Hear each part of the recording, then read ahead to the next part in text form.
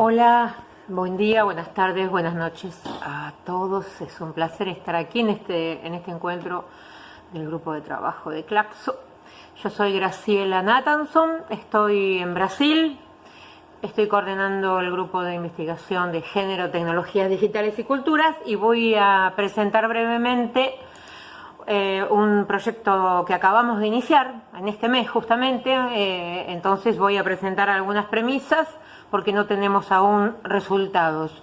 Es un proyecto de investigación bastante corto que está apoyado por una organización internacional llamada Derechos Digitales a través de su fondo de respuesta rápida. El proyecto se llama COVID-19, Violencia Digital de Género en Brasil durante la pandemia. Lo estamos realizando con mi grupo de investigación más una colectiva tecnofeminista llamada Periféricas, de aquí de Salvador. Bueno, como se imaginan, con la llegada de la pandemia de COVID-19, la reclusión doméstica para contener el contagio, además de aumentar el tráfico en Internet, también aumentaron las violencias contra las mujeres en casa y también en los espacios online. En Brasil no hay muchos datos sobre este fenómeno. La única organización es Cyfernet, es la única que sistematiza algunos datos a escala nacional, pero no enfocan apenas en género, ni siquiera realizan, digamos, detalladamente los ataques, los categorizan ni por orientación sexual, ni por raza, ni por territorio, ni por edad, apenas por género, por género. Entonces, la verdad que los datos de Cyfernet utilizan una única categoría de análisis, que es violencia o discriminación contra mujeres en plataformas corporativas. Realizan un balance anual, bueno, a excepción de este año atípico, que en abril realizaron el primer balance, en abril 2020, pero ellos vienen haciendo eso anualmente. Es interesante destacar que antes de la pandemia, en 2019, Cyfernet registró, solamente en 2019, registró 16.717 denuncias de esa índole. Eso significó un aumento de 1.640% en relación al año 2018. Imagínense que la subnotificación es espantosa, ¿no? Pues Cyfernet no es una entidad muy conocida fuera del activismo digital, no tiene ningún apoyo oficial, entonces los datos reales de los ataques deben ser muchísimo mayor. Es interesante destacar que de esta investigación de Cyfernet,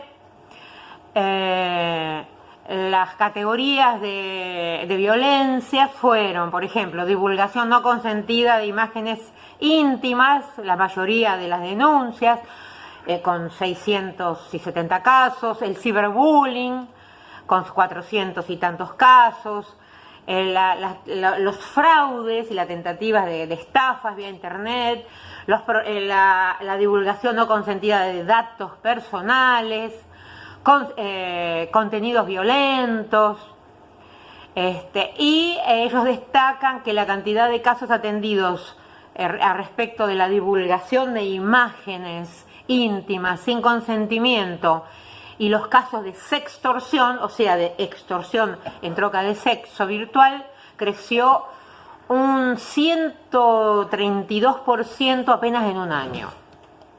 Fuera de estos datos no hay información fundamentada. Quien vive en las capitales tiene un acceso diferencial a Internet y a las redes de apoyo, entonces las cuestiones de raza, clase, género, orientación sexual, territorio y edad inciden muchísimo en la capacidad de defensa, de denuncia. Pero también justamente esos marcadores sociales también determinan el acceso, el uso y las diferentes apropiaciones. Entonces las mujeres más pobres que solo tienen acceso a través del celular apenas tienen acceso como usuarias. La mayoría de estas mujeres pobres son negras e indígenas y suelen ser las más atacadas. Lo mismo sucede con las mujeres trans, con las personas no binarias. Y bueno, vale decir que estamos en un año electoral. Ahora en noviembre, el próximo mes, va a haber elecciones municipales, solamente de intendentes y cargos representativos en los municipios, y seguramente la violencia política que ya comenzó se va a sentir muchísimo más. El objetivo general de este trabajo entonces es obtener un diagnóstico bastante realista sobre las situaciones de violencia contra las mujeres utilizando medios digitales. Obviamente vamos a mapear la legislación nacional sobre el tema. Queremos mapear con detalle el tipo de agresión para tipificarla, ver si hay algo nuevo en el panorama, que muchas feministas ya lo vienen haciendo. Queremos ver realmente si hay sesgos de edad, de raza, de localización o de orientación sexual en las agresiones. Queremos también conocer las estrategias y los recursos desarrollados por las mujeres frente a estas agresiones, entender cuánto saben, qué saben y qué tipo de defensas y protecciones pueden ser activadas. Y obviamente todo esto para elaborar para conceptualizar mejor las violencias digitales a partir de una perspectiva interseccional. Esto es importante porque cada vez que juntamos datos corremos el riesgo siempre de quedarnos con datos muy sesgados, provenientes de mujeres que viven en las capitales, que ya tienen acceso garantizado, tienen más o menos redes de apoyo y ellas son las que más comunican las violencias digitales. Entonces, nuestro desafío en esta investigación es llegar a comunidades rurales y a comunidades indígenas, que son muy numerosas en este país inmenso continental como es Brasil, llegar de alguna manera a ellas, en situación de pandemia como estamos. O sea, nuestros recursos de investigación son totalmente digitalizados, no podemos hacer nada que sea presencial. Desde un punto de vista teórico nos apropiamos de algunos conceptos de Rita Segato cuando ella define la violencia de género como una exhibición de arbitrio, de un espectáculo de soberanía territorial, una manifestación de dueñidad, dice Segato, dueñidad sobre un territorio que es el cuerpo de las mujeres. Y la violencia masculinista se inscribe en el cuerpo de las mujeres como si fuera una especie de vitrina, un cartel público para comunicar al resto la capacidad viril de hacer sufrir y de controlar. Segato dice que las estructuras elementales de la violencia, como ella la denomina, funcionan en dos formas interconectadas que nos parece muy interesantes. Una forma es la vertical, que opera a través de los vínculos de jerarquía y estatus, como son por ejemplo las relaciones de género, pero no solamente. Y otra horizontal, mediante relaciones de alianza o de competición, y ambas relaciones horizontales y verticales forman un esquema único que, aunque es inestable, precisa ser reafirmado todo el tiempo. Este primer eje de análisis vertical puede ser caracterizado por las relaciones de dominación, pero también relaciones de clase y de raza, en cuanto al segundo eje horizontal por relaciones de contrato entre semejantes, por ejemplo entre hombres cuya masculinidad es hegemónica.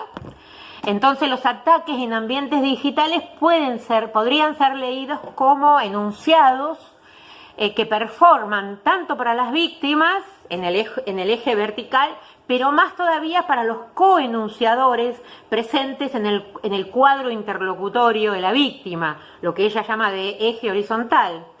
Lo que en las plataformas digitales, como es arena pública donde eso se manifiesta, evidentemente va a garantir amplísima resonancia. Claro que hay violencias que usan las tecnologías para control solamente en la esfera íntima, ¿no? Como el acceso a las comunicaciones privadas o el control vía GPS, etcétera. Pero lo que más estamos viendo es el uso de redes digitales para exponer, para someter, para juzgar públicamente a las mujeres, para extorsionarlas.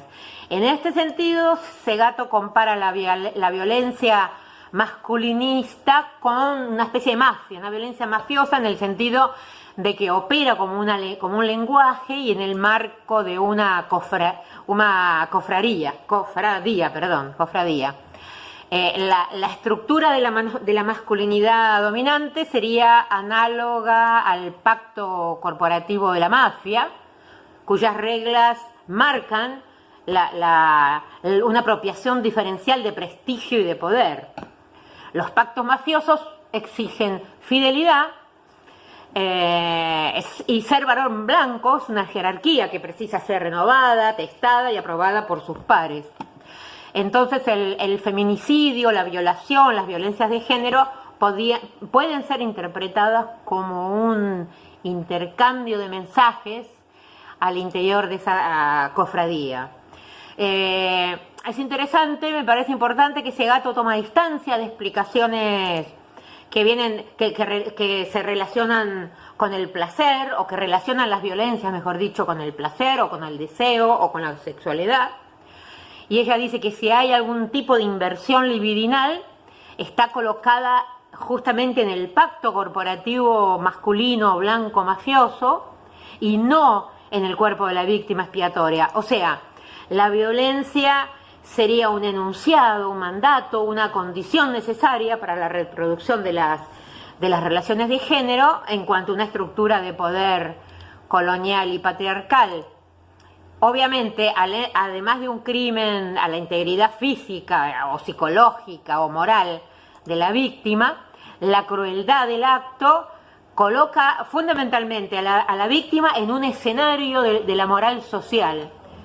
Entonces, las violencias no estarían solamente dirigidas a las mujeres, sino que forman parte de esa interlocución horizontal al interior de la estructura de la cofradía, ¿no? De la estructura de la mafia patriarcal. Por eso es súper importante analizar el intenso proceso de comunicación de esos actos violentos que se dan fundamentalmente en las redes sociales como el escenario privilegiado. Entonces, básicamente esto es lo que estamos comenzando a investigar y espero en otra oportunidad poder traer resultados de lo que estamos iniciando ahora. Muchas gracias.